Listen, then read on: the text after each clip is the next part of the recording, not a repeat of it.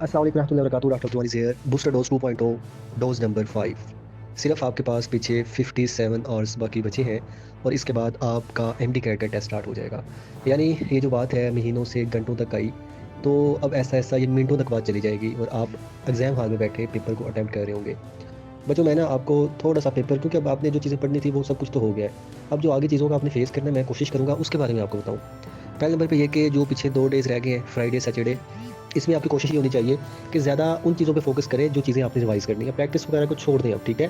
Practice में ये है कि आप ऐसा ना हो कि अभी उठा के जो है ना पेपर ऑनलाइन सॉल्व कर रहे हो, यानी कि जिसमें बहुत ज़्यादा टाइम कंज़्यूम होता है। ठीक है, आपने अगर वैसे पास्ट पेपर्स बिल्कुल नहीं किए, आप उसके कोई सॉल्व पीडीएफ देखना चाह रहे हैं तो आप देख सकते हैं, लेकिन टाइम अब अपना बचाएँ। ये टाइम होता है आपके रिवीजन करने का, तो रिवीजन के ऊपर टाइम लगाएँ ज़्यादा, ठीक है? अच्छा, जब ये चीज़ें हो जाएँगी, फिर इंशाल्लाह मैं आपको सैटरडे को भी शाम टाइम गाइड करूँगा।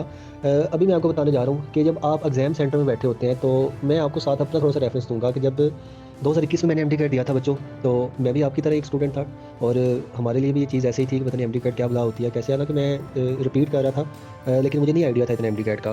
बहरहाल जो भी था, एमडी कैट दिया, वहाँ जब एग्ज़ाम हॉल में गए, तो बड़ी सी एक मार्की थी और वहाँ पे ऐसा समझिए कि हमें तकरीबन डेढ़ घंटा पहले अंदर उन्होंने बुला लिया था।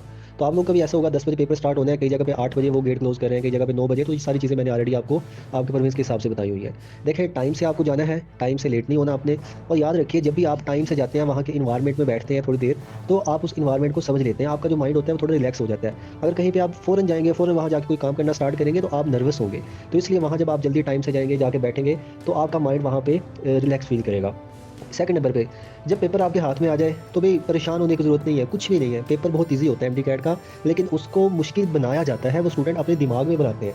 जब आपने यहाँ से जाना है ना, तो आपका माइंडसेट यही होना चाहिए कि पेपर बहुत ईज़ी आएगा और वही आएगा जो आपने चीज़ें पढ़ रखी हैं, और अगर कोई ऐसी चीज़ है जो कि आपको नहीं आती, तो ये आपका बिलीव होना चाहिए कि वो किसी बच्चे को नहीं आती, ठीक है? तो सब बराबर है वहाँ पे। इसलिए जब ये चीज़ें आपके माइंड में होंगी, आप खुद को ज़रा रिलैक्स फ़ील करवाएँगे।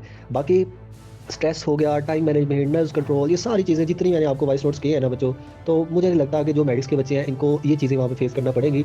मज़ीद इंशाल्लाह सैटरडे को जो एक वॉइस नोट आएगा, बहुत इंपॉर्टेंट होगा, पूरे कोई 9-10 मिनट का वॉइस नोट होगा, लेकिन उसमें ना आपको घर से निकलने से लेके वहाँ जाने तक हर एक चीज़ समझा दी जाएगी। बस अब आपका काम ये है कि बच्चों, एक-एक मिनट आपका कीमती है, इसमें अपनी हेल्थ का भी ख्याल रखें, नींद भी आप लेते रहें, तकरीबन 6 से 7 घंटे की नींद भी आपकी लाज़मी है। अच्छा खाएँ-पिएँ भी सही, और खुद को रिलैक्स फ़ील करवाएँ, माँ-बाप से, बहन-भाइयों से रिक्वेस्ट भी करते रहें कि नमाज़ में जब भी वो दुआ माँगे तो आपके लिए दुआ माँगे।